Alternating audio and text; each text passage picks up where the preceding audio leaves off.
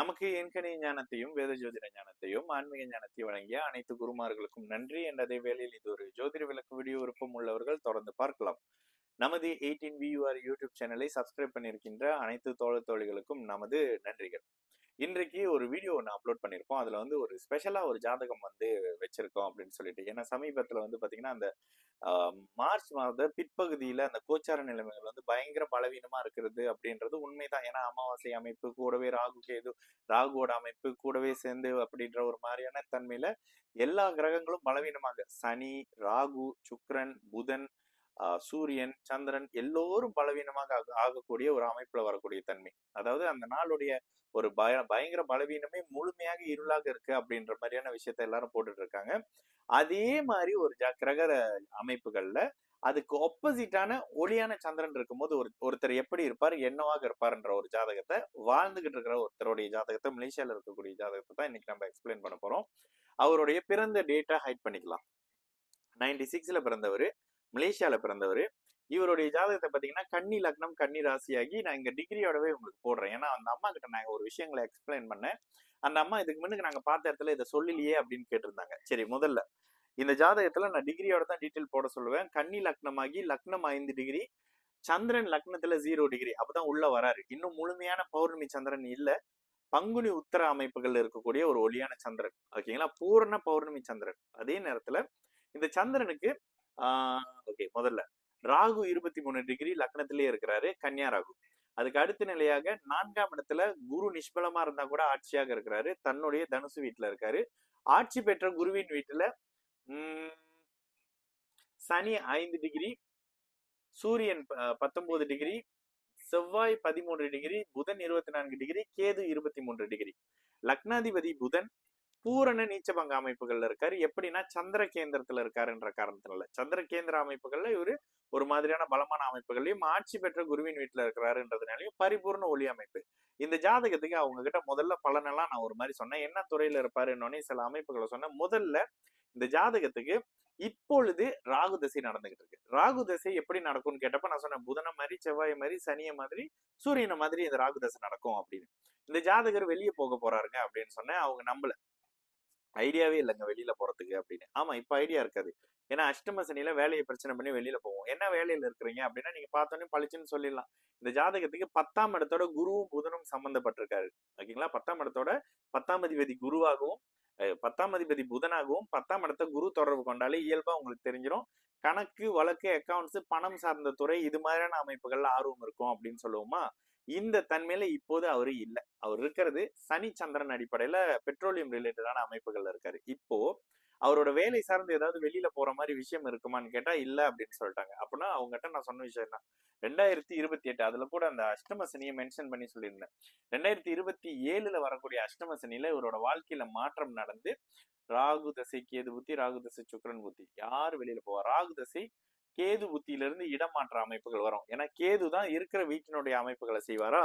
அந்த வீட்டினுடைய ஓனர், அந்த அந்த மீன வீட்டினுடைய ஓனர் குரு தான் நேரடியா பாத்தீங்களா 8-12ஓட கணக்குல இருக்காரு. 8-12ஓட இருக்கக்கூடிய அந்த கேது என்ன பண்ணுவாருன்னா, இவரை இருக்கிற இடத்த விட்டு அந்த அஷ்டம சனியில வேலை அமைப்புகளை பிரச்சனையாக மாத்தி மலேசியாவை விட்டு வெளியில கொண்டுட்டு போற வேலையை செஞ்சு, ராகு தசை கேது புத்தியில வெளியில போய் ராகு தசை சுக்கிர புத்தியில திருமணம், குழந்தை அப்படின்ற மாதிரியான விஷயங்கள் இருக்கும். பொண்ணு மலேசியால இல்லைங்கன்னு அப்படியே தெளிவா சொல்லிட்டேன். அவருங்க இல்லைங்களே இதுக்கு முன்னாடி மாத்தி சொன்னாங்களே அப்படின்னு வழக்கம் போல கேட்டாங்க. மாத்தி சொன்னாங்கன்னா அதுக்கான எக்ஸ்பிளனேஷன் அவங்ககிட்ட கேளுங்க அப்படின்னு சொல்லிட்டு இந்த ஜாதகத்தை சூஸ் பண்ணி உங்ககிட்ட எடுத்துட்டு வர ஒரே காரணம் என்னன்னா, நீங்க கேட்கக்கூடிய கோச்சார நிலை அந்த அளவுக்கு ராகு எல்லாரும் ஒரே நேரத்துல சம்பந்தப்படலனாலும் கூட இந்த இடத்துல இவரே அந்த பங்குனி உத்திரம்ன்ற ஒளியான சந்திரனோட அமைப்புகள்ல பிறக்கல அப்படின்னா இவர் வாழ தகுதி இல்லாதவருங்க. ஏன் இதே நாள் இதே அமைப்புகள்ல அமாவாசை அமைப்புகள்ல பிறந்திருந்தாருன்னா ராசி சனி செவ்வாயினோட அமைப்புகளாக பாபத்துவம், லக்னம் சனி செவ்வாய் ராகுன்ற முக்கூட்டு பாப கிரகத்தின் அமைப்புகள்ல பாபத்துவம், முழுமையா லக்னாதிபதி நீச்சமாயிட்டாரு. இந்த அமைப்புகள்ல ஒரு சாதாரணமான வாழ்க்கையை கூட வாழ தகுதி இல்லாத ஜாதகமா போயிருக்கும். இங்கதான் இந்த ஒளி தத்துவம்னு சொல்லக்கூடிய ஒரு சுபத்துவம் எவ்வளவு பெரிய பலனை மாத்துது அப்படின்றது. இந்த ஒரு பௌர்ணமி சந்திரன் இல்லைன்னா இவர் வாழவே முடியாதவங்க, வாழ முடியாதவருங்க.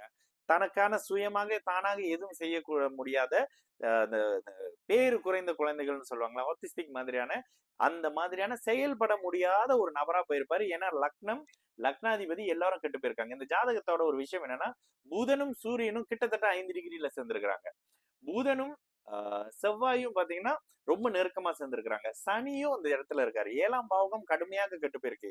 7ஆம் அதிபதி ஆட்சியாக இல்லைன்னா இவருக்கு திருமணம் நடக்காது. சுக்கிரன் நான் பலமா இல்லைன்னா திருமணம் நடக்காது. நான் உங்ககிட்ட ஒண்ணு சொன்னேன், கடவுள் கவனமா உங்க குழந்தைய இந்த நேரத்துல பிறக்க வச்சிருக்காங்க. இந்த இடத்துல மலேசியால பொண்ணு இல்லைங்க, வெளியில போய் செட்டில் ஆகுற மாதிரியான அமைப்பு இருக்கும். 8-12 சுபத்துவம், ராகு தசை, ராகு முடிஞ்சு வர்ற குரு தசை, குரு முடிஞ்சு இதுல கூட அந்த குருவுக்கு சனியின் பார்வை, 4ஆம் வீட்டுக்கு லேசா சனியின் பார்வை, கேந்திராதிபத்திய தோஷத்தை குரு செய்யாம இருக்கிறதுக்கான ஒரு பாதுகாப்புன்னு சொல்லி அவங்ககிட்ட சொன்னேன். அவங்களுக்கு சில இடத்துல புரியல. அதே நேரத்துல இவங்க எந்த துறையில வருவாங்கன்னா, புதன் குரு சார்ந்த துறைகள்ல தான் வருவாங்க. இப்ப அவர் இருக்கிற துறையை வந்து ஒரு மாதிரி அவருக்கு விருப்பம் இல்லாம தான் அங்க வேலைக்கு போய்கிட்டு இருப்பாருன்னே, ஆமாங்க அவருக்கு அது விருப்பமே இல்ல, இப்பவே வேலை விட்டு நின்றவான்னு கேட்டு இருக்காருன்னு சொன்னேன். லக்னத்தோட அடிப்படையில புத்திசாலித்தனத்தை இன்வெஸ்ட்மெண்டா வச்சு சம்பாதிக்கணும்னு நினைக்கிறவங்க இப்ப கை கொடுக்காது. அஷ்டம சனி முடியணும். 2028ல முடிஞ்சு இடமாற்றம் வந்து வெளியில போய் செட்டில் ஆகி அங்க திருமணம் நடந்து அங்க இருக்கக்கூடிய வாழ்க்கையில வெளிநாட்டு வாழ்க்கையோடையே நிரந்தரமா இருக்கக்கூடிய ஜாதகம்னு சொன்னேன். இந்த அமைப்புகள்ல ரொம்ப முக்கியமா நான் இதுல மென்ஷன் பண்றது, ஒரு பௌர்ணமி சந்திரன் சகலத்தையும் மாத்தினாரு. இந்த ஜாதகத்தோட ஒரு ஸ்பெஷல் விஷயம் என்ன தெரியுங்களா? நல்லா பாத்தீங்கன்னா குரு சந்திர கேந்திரத்துல இருக்கிறாரு.